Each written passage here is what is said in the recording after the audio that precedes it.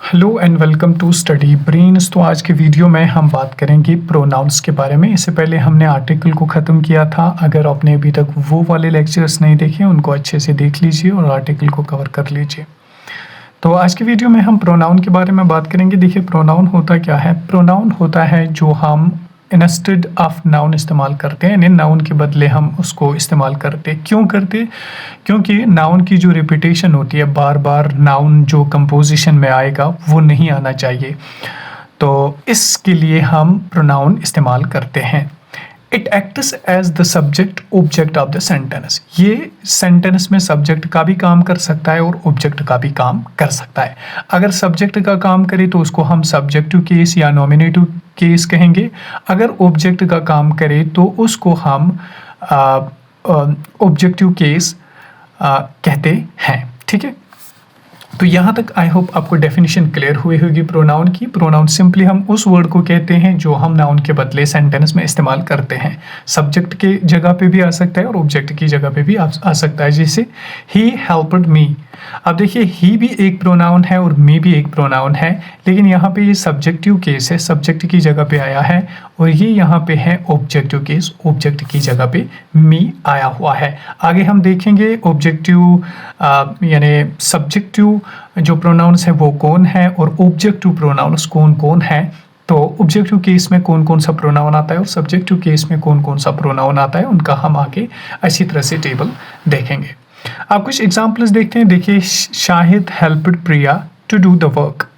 अब शाहिद के बदले हम ही भी इस्तेमाल कर सकते हैं। क्यों? क्योंकि वो प्रोनाउन है, तो प्रोनाउन शाहिद के बदले हम इस्तेमाल कर सकते हैं। He helped her to do it, यानी उसने उसको हेल्प किया। तो यहाँ पे इट भी प्रोनाउन है, हर भी प्रोनाउन है, ही भी प्रोनाउन है।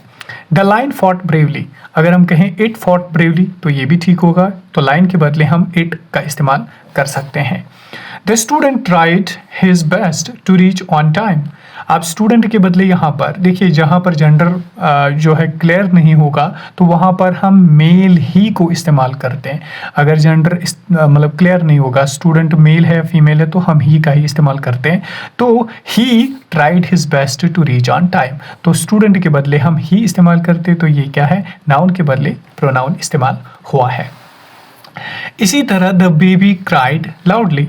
बेबी ने क्राई किया लाउडली, तो अगर हम कहेंगे इट क्राइड लाउडली तो ये भी आएगा। ठीक है, नाउन पहले हम कहेंगे this is my baby, it cried loudly last day, तो इस तरह इट यहाँ पे प्रोनाउन के तौर पे इस्तेमाल हुआ है।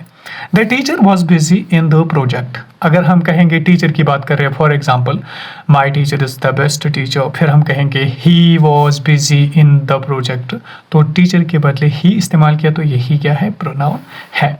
The child looked afraid. Child looked afraid, तो चाइल्ड के बदले हम इट का इस्तेमाल कर सकते हैं। अब देखिए, अब हम टाइप्स ऑफ प्रोनाउन पे आते हैं।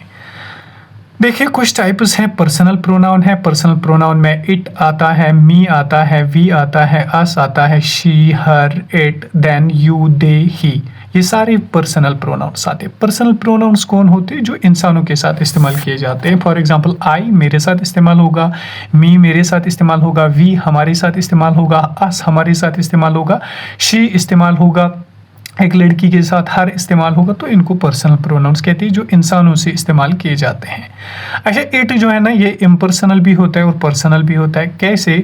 कभी कभार क्वेश्चन दिया जाएगा आपको, अंडरलाइन वाला वर्ड, क्या ये पर्सनल है या इम्पर्सनल है। देखिए, अगर इट सब्जेक्ट की जगह पर आया या ऑब्जेक्ट की जगह पर सेंटेंस में आया तो उस वक्त ये पर्सनल होगा। अगर ये सब्जेक्ट या ऑब्जेक्ट की जगह पे नहीं आया तो उस वक्त ये इम्पर्सनल प्रोनाउन होगा। For example, it killed the cat. It क्या है? सब्जेक्ट है। किल्ड क्या है? वर्ब है। द कैट क्या है? नाउन है। तो द कैट को इसने मारा, किसने? इट ने। तो इट का मतलब यहाँ पे ये सब्जेक्ट का काम कर रहा है, तो ये पर्सनल प्रोनाउन होगा यहाँ पर। आई विल डू इट। अब देखिए, आई सब्जेक्ट है, विल डू वर्ब है, और इट क्या है? इट ऑब्जेक्ट है, तो यहाँ पर भी ऑब्जेक्ट इट है, तो ये पर्सनल प्रोनाउन होगा। बेसिक रूल यही याद रखना होगा, जब सब्जेक्ट और ऑब्जेक्ट का वर्ब वर्क करे यानी वर्क काम करे इट, तो उसका मतलब है कि ये पर्सनल प्रोनाउन है। लेकिन अगर इट सब्जेक्ट या ऑब्जेक्ट का काम नहीं करे सेंटेंस में, तो उस वक्त वो इम्पर्सनल होता है। इम्पर्सनल मतलब देखिए, it is Ram who killed the rat. तो इसमें इट इज राम, राम क्या है? सब्जेक्ट है। हु किल्ड, जिसने किल किया, वर्ब है। द रैट ऑब्जेक्ट है। तो इट इसमें एक सिंपली वर्ड आया है, तो ये यहाँ पे इम्पर्सनल प्रोनाउन, यानी ये किसी सब्जेक्ट के बदले, किसी नाउन के बदले इस्तेमाल नहीं हुआ है, तो इसको हम इम्पर्सनल प्रोनाउन कहेंगे।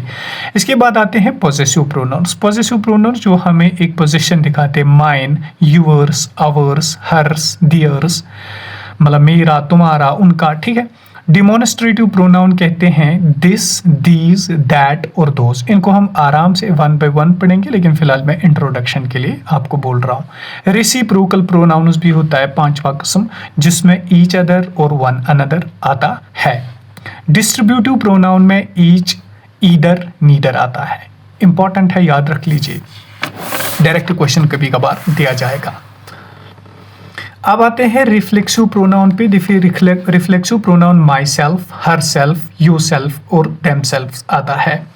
एम्फसाइजिंग प्रोनाउन भी यही आते हैं, my self, her self, it self, him self. तो फिर इनमें फ़र्क क्या है? थोड़ा सा फ़र्क है। देखिए रिफ्लेक्सिव प्रोनाउन हम उस प्रोनाउन को कहते हैं जिसमें ज़्यादा एम्फेसाइज ना हो, यानी जब वो सेंटेंस में इस्तेमाल होता है वो ज़्यादा एम्फेसाइज नहीं देता है। लेकिन एम्फेसाइजिंग इनको कहते हैं जो एम्फेसाइज ज़्यादा देते हैं। और रिफ्लेक्सिव प्रोनाउन हमेशा वर्ब के बाद इस्तेमाल होता है, वाइल एज एम्फेसाइजिंग प्रोनाउन जो है वो वर्ब से पहले इस्तेमाल होता है, क्योंकि फोकस करने के लिए, फोर्स देने के लिए, एम्फेसाइज करने के लिए। देखिए I did the work my self, तो इसमें रिफ्लेक्सिव प्रोनाउन है। क्यों? क्योंकि वर्ब के बाद आया।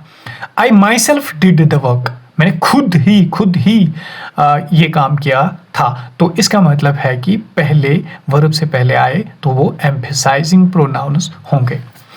इंडेफिनिट प्रोनाउन होता है। इंडेफिनिट का मतलब क्या होता है? देखिए एनीबॉडी, एनीथिंग, नोबॉडी, सम, ऑल, एनी, बोथ, इनको हम इंडेफिनिट प्रोनाउंस कहते हैं। इसके बाद आते हैं रिलेटिव प्रोनाउंस पे। देखिए रिलेटिव प्रोनाउन होता है who, whose, whom, which and that. इसके बाद आता है इंट्रोगेटिव प्रोनाउंस। इंट्रोगेटिव प्रोनाउंस वो प्रोनाउंस जिनसे हम सवाल पूछते हैं, who, whom, which and whose आता है। आई होप यहाँ तक सारे टाइप्स जो है क्लियर हुए होंगे। अब हम आते हैं 1 by 1, आज हम पर्सनल प्रोनाउन को देखेंगे।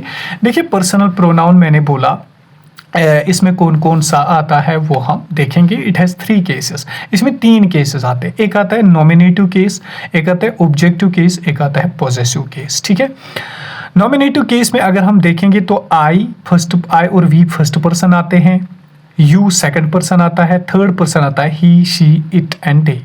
ठीक है, ऑब्जेक्टिव केस में मी आता है। ठीक है, me, us, you, him, her, it and them. ठीक है, और पॉजेसिव केस 2 टेबल्स में कन्वर्ट होता है, डिवाइड होता है, पॉजेसिव एडजेक्टिव और पॉजेसिव प्रोनाउन। अब आप बोलोगे इनमें क्या फ़र्क है? आगे हम जब सेंटेंस करेंगे वहाँ पर हमें फ़र्क पता चलेगा। देखिए पॉजेसिव एडजेक्टिव होता है my, our, your, his, her, its, their. लेकिन पॉजेसिव प्रोनाउन जो होते हैं, प्रोनाउन्स वो होते हैं mine, ours, yours, his, hers. It का कोई पॉजेसिव प्रोनाउन नहीं होता है, इट्स का, देयर्स। तो ये सारे पॉजेसिव प्रोनाउंस होते हैं। अब इनमें क्या फ़र्क है? देखिए इनमें तो ऑलमोस्ट आपको पता ही होगा क्या फ़र्क है। ये सब्जेक्ट के लिए इस्तेमाल होता है, ये ऑब्जेक्ट के तौर पे इस्तेमाल होते हैं। इनमें क्या फ़र्क है? देखिए अगर हम सेंटेंस लिखेंगे दिस इज़ माई, तो ये इनकम्प्लीट है। तो पॉजेसिव एडजेक्टिव के बाद हमें ज़रूर एक नाउन लगाना पड़ता है, वाइल एज पॉजेसिव प्रोनाउन के बाद हमें कोई नाउन लगाने की ज़रूरत नहीं है। मैं कहूँ ये पेन है और दिस इज़ माइन, ये मेरा है, तो ये कंप्लीट सेंटेंस बनाते हैं, कंप्लीट सेंटेंस देते हैं। बस थोड़ा सा ये फ़र्क है, आगे हम सेंटेंसेस में अच्छे से देखेंगे। अब देखिए यूजेस ऑफ पर्सनल प्रोनाउन क्या है। If 2 or more pronouns are joined by and, or, they should be the same case. कहते हैं कि अगर 2 या 2 से ज़्यादा प्रोनाउंस एंड कंजक्शन और आर कंजक्शन से जुड़े होंगे तो वो सेम केस में होने चाहिए। अगर सब्जेक्ट होगा तो सब्जेक्ट में ही हो आना चाहिए दूसरा भी, अगर ऑब्जेक्ट में हो तो ऑब्जेक्ट में ही दूसरा भी आना चाहिए। अब देखिए सेंटेंसेस में हमें अच्छी तरह से एग्जाम्पल्स में समझ आएगा। क्या कहता है? These books are for you and I are me. क्या आएगा यहाँ पर? देखिए these books are for you, तो यू यहाँ पे ऑब्जेक्ट के तौर पे इस्तेमाल हुआ है और यहाँ पे मी भी इसके साथ आएगा, ऑब्जेक्ट ही। आई क्या है? आई तो सब्जेक्ट है, तो इसके साथ मी आएगा, you and me. You and I will do the work. देखिए यू यहाँ पे एज ए सब्जेक्ट इस्तेमाल हुआ है क्योंकि दोनों में इस्तेमाल होता है यू, नॉमिनेटिव केस में भी और ऑब्जेक्टिव केस में भी, लेकिन सब्जेक्ट की जगह पे और ऑब्जेक्ट की जगह पे फर्क होता है। यू एंड मी यहाँ पे नहीं आएगा, क्यों नहीं? क्योंकि यहाँ पे यू सब्जेक्ट है तो सब्जेक्ट के आई भी सब्जेक्ट का आएगा, will do the work. Ram are myself या I will do the work. तो अब यहाँ पे राम और माई सेल्फ आएगा या राम और आई आएगा? तो राम और आई आएगा। क्यों? क्योंकि राम भी सब्जेक्ट है और आई भी सब्जेक्ट है, will do the work. This is there is an understanding between Ram and I या मी। तो यहाँ पे क्या आएगा? बिटवीन राम, राम तो ऑब्जेक्ट है इसमें इस्तेमाल, तो इसमें मी आएगा क्योंकि मी भी ऑब्जेक्टिव केस है। आई होप यहाँ तक आपको क्लियर हुआ होगा। देखिए after the word let, let word जहाँ पर भी आप सेंटेंस में देखोगे तो उसके बाद हमेशा ऑब्जेक्टिव केस आता है। ऑब्जेक्टिव केस का मतलब क्या है? ऑब्जेक्टिव केस का मतलब इसमें आता है मी आता है, अस आता है, यू आता है, हिम, हर, इट, देम। जिस तरह से हम देखेंगे let him do the work, let his do the work, या let I do the work, no, let him do the work. तो इसमें ऑब्जेक्टिव केस हमेशा आता है। लेट अस आएगा या वी आएगा? तो let us attend the meeting, let us attend the meeting, let we attend the meeting नहीं आएगा। The principal ordered the peon to let Ram and me enter his chamber. अब यहाँ पे राम एंड आई क्यों नहीं आए? क्योंकि राम ऑब्जेक्ट के तौर पे इस्तेमाल हुआ है, तो यहाँ पर भी ऑब्जेक्ट आया और लेट के बाद हमेशा ऑब्जेक्ट केस में आता है। अब लास्ट वाला आज का देखेंगे, after the phrases it is या it was the pronoun is subjective case. देखिए अगर सेंटेंस स्टार्ट होता है इट इज या इट वाज से तो सब्जेक्ट केस, प्रोनाउन जो होता है वो सब्जेक्ट केस का आता है, सब्जेक्टिव केस का आता है। इट वाज हिम आएगा या ही आएगा? Who helped me to do the work. तो इसमें क्या आएगा? इट वाज ही क्या है? ही सब्जेक्ट केस है तो इसलिए सब्जेक्ट आया, क्योंकि इट वाज फ्रेज है तो it was he who helped me to do the work. It is me आएगा या आई आएगा? हु इज आएगा या एम आएगा? Responsible for the mistakes. तो इट इज आई। अब क्यों आएगा आई? मैंने ऊपर ही बोला इट इज अगर फ्रेज होगी तो सब्जेक्ट केस आएगा, तो इट इज मी तो ऑब्जेक्ट केस है, इट इज आई।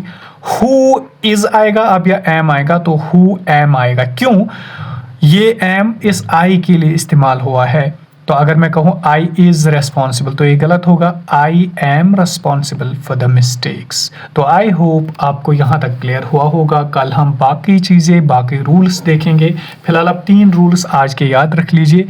अगर कोई भी सेंटेंस में प्रोनाउन जो है ज्वाइन हुआ होगा एंड और से, तो दोनों केसेस सेम आएंगे। अगर ऑब्जेक्ट होगा तो ऑब्जेक्ट आएगा, अगर सब्जेक्ट होगा तो सब्जेक्ट आएगा। इसी तरह से दूसरा रूल हमने देखा कि लेट के बाद हमेशा ऑब्जेक्टिव केस आता है, late him do the work, late us attend the meeting. इसी के बाद हमने कहा तीसरा रूल आज का, इट इज और इट वाज का, अगर इट इज इस्तेमाल होगा तो इसमें सब्जेक्टिव केस इसके बाद लगता है और इट वाज के बाद भी सब्जेक्टिव केस लगता है, जिस तरह से it was he, it was I. Thank you so much. Stay happy and stay blessed.